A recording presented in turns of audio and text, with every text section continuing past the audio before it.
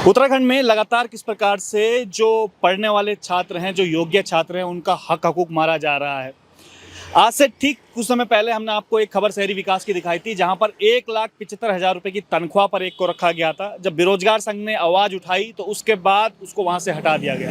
ये मामले थमने का नाम नहीं ले रहा। अब देखिएगा, ठीक हम विधानसभा उत्तराखंड के बाहर हम खड़े हैं और यहाँ पर बेरोजगार संघ की सारी टीम आपको देखने को मिलेगी और मामला बड़ा गंभीर है। किस प्रकार से एक फर्जी डिग्रीधारी जो यहाँ पर A1 क्लास अधिकारी यहाँ पर बना हुआ, इस प्रकार का मामला बेरोजगार संघ लेके आए हैं। सबसे पहले तो राम भाई, मैं आपके पास आया हूँ। बड़ा गंभीर मामला आप बता रहे हो कि एक DDO है और A1 क्लास अधिकारी है और विधानसभा जैसे उसके अंदर फर्स्ट क्लास अधिकारी है। पूरा मामला डिटेल से बताइए, है क्या कुछ और क्या है इसमें? देखिए, इनका नाम मयंक सिंघल है।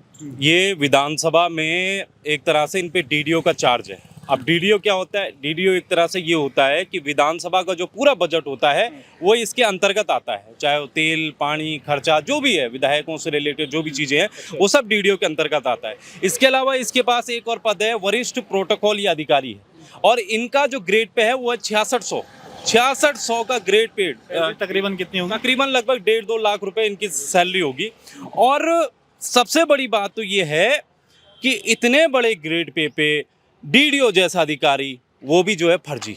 अब आप बोलेंगे फर्जी आप कैसे बता रहे हैं भाई DDO को? तो यहाँ पर अगर आप ये देखेंगे तो गुरुकुल विश्वविद्यालय वृंदावन मथुरा से इन्होंने 10वीं की परीक्षा पास की साल 1999 में। ये सर्टिफिकेट है इनका, ठीक है। यहाँ पर अगर आप देखेंगे तो कहाँ से कि इन्होंने गुरुकुल विश्वविद्यालय वृंदावन से।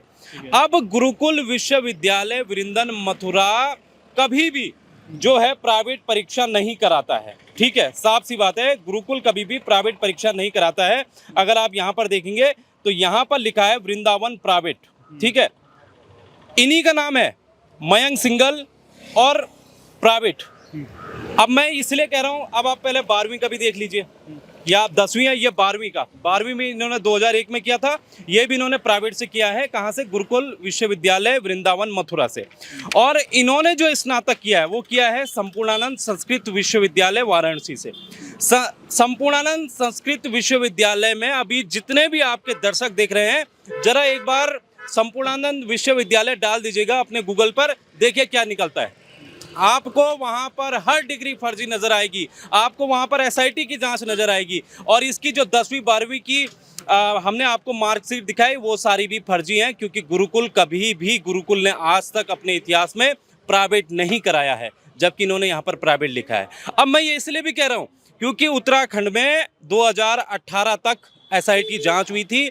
यहाँ पर जितने भी सरकारी शिक्षक थे उनकी SIT जांच हुई थी, जिसमें 2 शिक्षक ऐसे पाए गए जिन्होंने वृंदावन मथुरा से जो है इसी से, जिससे DDO ने जो है किया हुआ है परीक्षा दी है, उसी से उन्होंने भी परीक्षा की थी। और SIT ने ये कहा था, उत्तराखंड के SIT ने महानिदेशक जो ये है आपका शिक्षा विभाग, वहाँ पर पत्र लिख के लिखा था कि ये जो कॉलेज है ये प्राइवेट नहीं कराता है, इसकी जांच में पुख्ता जानकारी हमें मिली है, और इसीलिए हम जो है यहाँ के 2 कर्मचारियों को हटाते हैं, जो शिक्षक हैं उनको हटा दिया गया इसी जांच पर।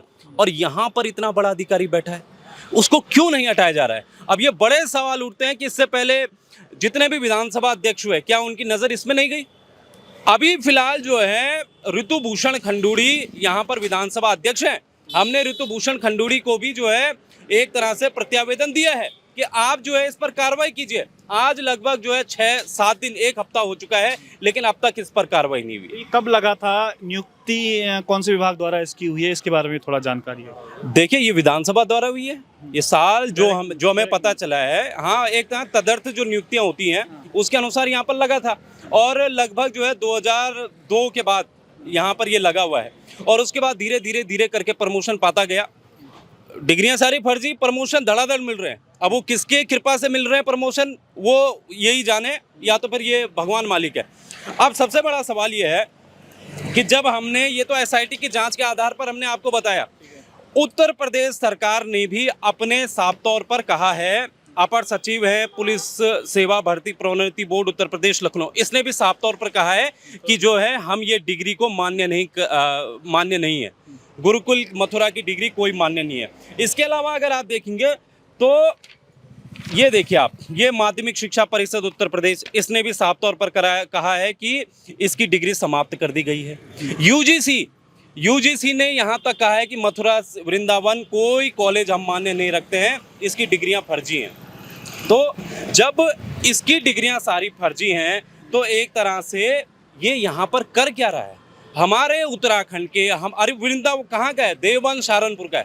देवबंद सहारनपुर से उत्तराखंड में आता है, सरकारी नौकरी पाता है, प्रमोशन धड़ाधड़ होते हैं और आज उत्तराखंड विधानसभा के सबसे बड़े पद डीडीओ पर एक तरह से बैठा हुआ है।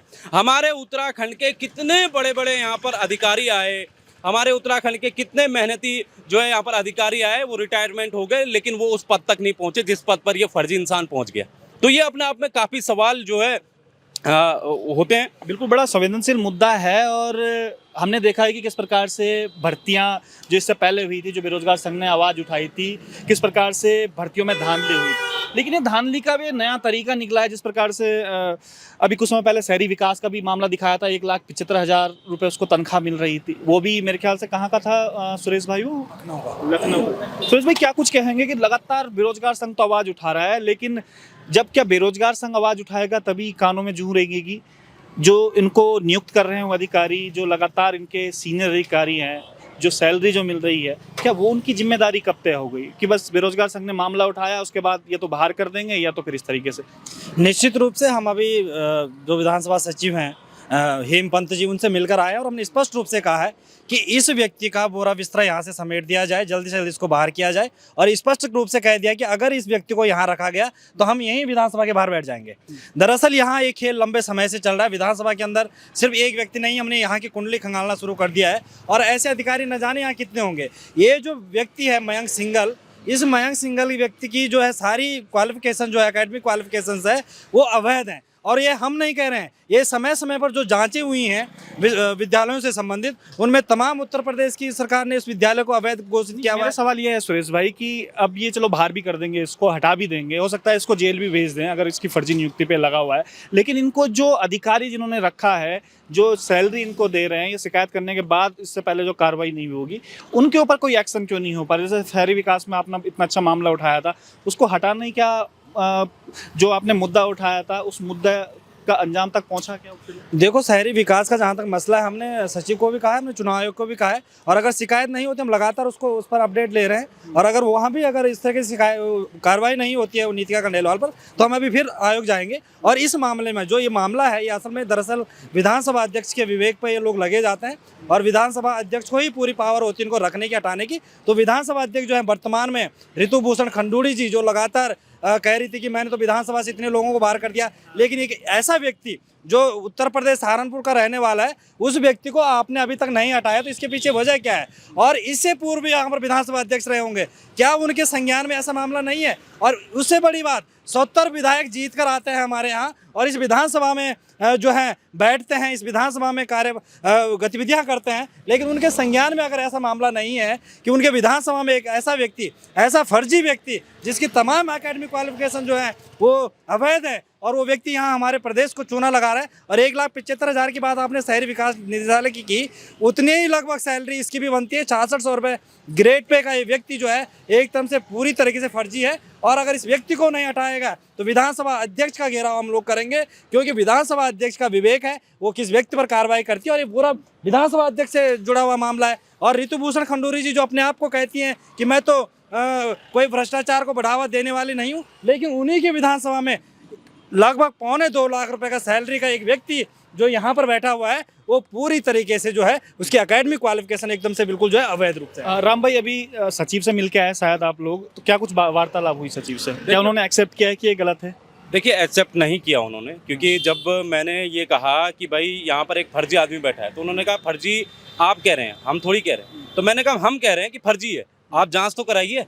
तो उन्होंने कहा है कि ऋतु भूषण खंडूड़ी जी जो विधानसभा अध्यक्ष हैं, वो फिलहाल जो है कोटद्वार में है और उन तक ये बात पहुंची है। वो ये भी कहा कि ऋतु भूषण खंडूड़ी जी ने खुद उन्हें फ़ोन किया कि इस मामले पर हम जो है बातचीत करेंगे, लेकिन बातचीत करेंगे और इतने सालों से इतनी तनख्वाह खाली, इतने प्रदेश के हमारे होनहार जो है अधिकारी रहा होंगे, उनको उसकी जगह नियुक्ति मिलती, और आज जो है उसकी वजह से इतने अधिकारी भी चले गए, सैलरी भी उसने खा दी। तो ये पता क्यों नहीं चल रहा है? असल कहानी ये हो रही है कि हमारे उत्तराखंड में ये बेरोजगार, ये जो खुलासे हो रहे हैं, ये हम तक ही क्यों पहुंच रहे हैं? ये वहां पर उन विधायकों तक क्यों नहीं पहुंच रहे? ये वहां पर विधानसभा अध्यक्ष तक क्यों नहीं पहुंच रहे? पर किसी भी डिपार्टमेंट के सचिव तक क्यों नहीं पहुंच रहे? मतलब जब हम जाएंगे तभी जो है खुलासा होगा, तभी जो है कार्रवाई होगी। उससे पहले तक इतनी सारी सैलरी, आप मोटी सैलरी में उनको बैठा रहे हो। मैं ये कहना चाहता हूं कि ऋतु भूषण खंडूड़ी जी, आप गलत आदमी को बचा रही हैं। आपको भी लगभग 3 साल यहाँ पर हो चुके हैं, तो 3 साल में आपकी नजर नहीं गई इस भ्रष्टाचारी पर, इस फर्जी इंसान पर? तो आपकी नजर जानी चाहिए। गलत आदमी को बचा रही हैं, बाहर के व्यक्ति को बचा रही हैं, और अब आपको इस पर संज्ञान लेना चाहिए। अगर संज्ञान नहीं लिया जाता है तो हम कह रहे हैं कि हम यहाँ पर बैठ जाएंगे, चाहे आप हमें जेल भेज दो, कुछ भी कर लो, लेकिन इस प्रदेश में हम ऐसे अधिकारियों को नहीं बैठने देंगे। बिल्कुल। और कितने जो मेहनती छात्र हैं उनका हक भी मारा जा रहा है। और आपने देखा होगा कि उत्तराखंड में जो यहाँ के मूल निवासी है, मुश्किल से 8-10-15 हज़ार की नौकरी भी बमुश्किल उनको मिल पा रही है।